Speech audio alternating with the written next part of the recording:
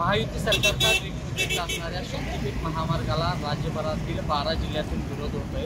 त्याच पार्श्वभूमीवर कोल्हापूर जिल्ह्यात देखील तीव्र होताना पाहायला मिळतोय। आज शक्तीपीठ महामार्गाच्या विरोधात इंडिया आघाडीच्या वतीनं आणि विविध संघटनेच्या वतीनं कोल्हापूरातील पुणे बेंगलोर हायवेवर पंचगंगा नदीच्या शेजारी या ठिकाणी चक्काजाम आंदोलन आहे ते होणार आहे। अभिमन्यू संघटनेचे नेते राजू शेट्टी यांच्या नेतृत्वाखाली हे चक्काजाम आंदोलन होत आहे। तर काँग्रेस नेते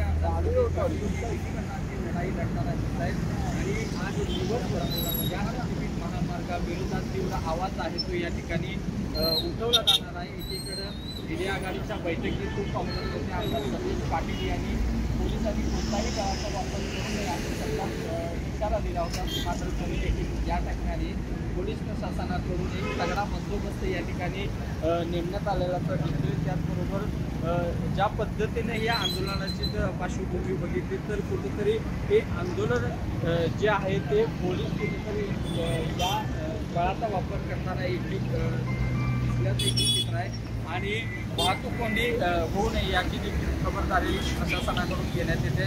या मार्गावरील वाहतूक जी आहे ती पर्यायी मार्गाने देखील वळवलेली आहे।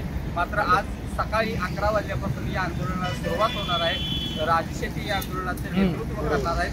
त्यामुळं आंदोलनाची पुढची दिशा नेमकी काय असणार आहे हे आज दिवसभरात ऑनलाईनसाठी कोल्हापूरहून राहुल गडकर।